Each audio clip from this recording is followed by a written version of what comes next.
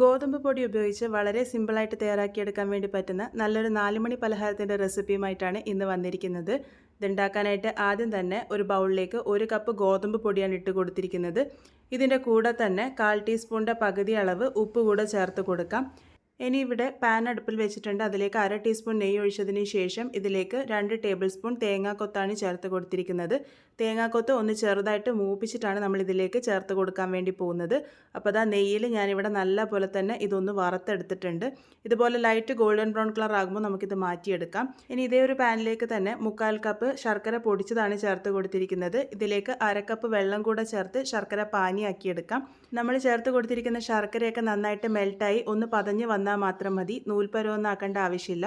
ഇതിപ്പോൾ പാകത്തിന് റെഡി ആയിട്ടുണ്ട്. ഇനി ഇത് ചൂടോട് കൂടിയിട്ട് തന്നെ നമ്മൾ ഗോതമ്പ് പൊടിയിലേക്ക് ചേർത്ത് കൊടുക്കാനാണ് പോകുന്നത്. ഒന്ന് അരിച്ച് ചേർത്ത് കൊടുക്കാം.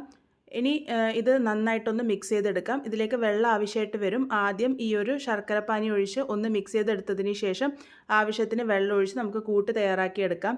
ഏകദേശം 1/2 കപ്പും പിന്നെ 1 ടേബിൾ സ്പൂണോളൊക്കെ വെള്ളം ആവശ്യമായിട്ട് വന്നിട്ടുണ്ട്. ഒരുപാട് കട്ടിയല്ല, ഒരുപാട് ലൂസല്ല, ആ ഒരു രീതിക്ക് വേണം കൂട്ട് തയ്യാറാക്കിയെടുക്കാൻ വേണ്ടിയിട്ട്. കൂട്ടിൻ്റെ കൺസിസ്റ്റൻസി ഇതുപോലെ വേണം ഇരിക്കാൻ വേണ്ടിയിട്ട്.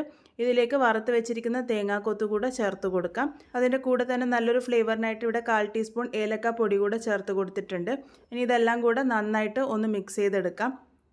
ഇനി ഇതിലേക്ക് ഏറ്റവും അവസാനമായിട്ട് കുറച്ച് ബേക്കിംഗ് സോഡയാണ് ചേർത്ത് കൊടുക്കുന്നത്. 1/4 ടീസ്പൂണിൻ്റെ പകുതി അളവ് ബേക്കിംഗ് സോഡയാണ് ചേർത്ത് കൊടുത്തിരിക്കുന്നത്. ഒരു 1-2 നുള്ള് മാത്രം ചേർത്ത് കൊടുത്താൽ മതി. ഇനി ബേക്കിംഗ് സോഡ വേണ്ടാന്നുണ്ടെങ്കിൽ ഒഴിവാക്കിയാലും കുഴപ്പമൊന്നുമില്ല. നല്ലപോലെ മിക്സ് ചെയ്തെടുത്തു കഴിഞ്ഞാൽ നമ്മുടെ കൂട്ട് റെഡി ആയിട്ടുണ്ട്. ഇനി ഇതെങ്ങനെയാണ് ചുട്ടെടുക്കുന്നതെന്ന് നോക്കാം. അതിനായിട്ട് വെള്ളയപ്പത്തിൻ്റെ ചട്ടിയാണ് ഞാനിവിടെ അടുപ്പിൽ വെച്ചിരിക്കുന്നത്. എണ്ണ ഒഴിച്ച് എണ്ണ നല്ലപോലെ ചൂടായി വന്നതിന് ശേഷം ഇതിലേക്ക് ഒരു തവി മാവ് ഒഴിച്ച് കൊടുക്കാം. കുറച്ച് സമയം കഴിയുമ്പോഴേക്കും മാവ് ഇതുപോലെ എണ്ണയുടെ മുകളിലേക്ക് പൊങ്ങി വരും.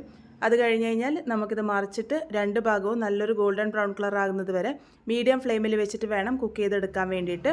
ശ്രദ്ധിക്കാനുള്ള കാര്യം, ഇത് ഇട്ട് കൊടുക്കുമ്പോൾ എണ്ണ നല്ല ചൂടായിരിക്കാൻ വേണ്ടി ശ്രദ്ധിക്കണം. ഒഴിച്ചു കൊടുത്ത പാടന്നെ മീഡിയം ടു ലോ ഫ്ലെയിമിൽ വെച്ചിട്ട് വേണം കുക്ക് ചെയ്തെടുക്കാൻ വേണ്ടിയിട്ട്. 2 ഭാഗവും നല്ലൊരു ഗോൾഡൻ ബ്രൗൺ കളർ ആകുമ്പോൾ നമുക്കിത് എണ്ണയിൽ നിന്നും കോരി മാറ്റാം. നമ്മളിന്ന് ഉണ്ടാക്കിയിരിക്കുന്നത് ഗോതമ്പ് പൊടി വെച്ചിട്ടുള്ള നല്ലൊരു നെയ്യപ്പമാണ്.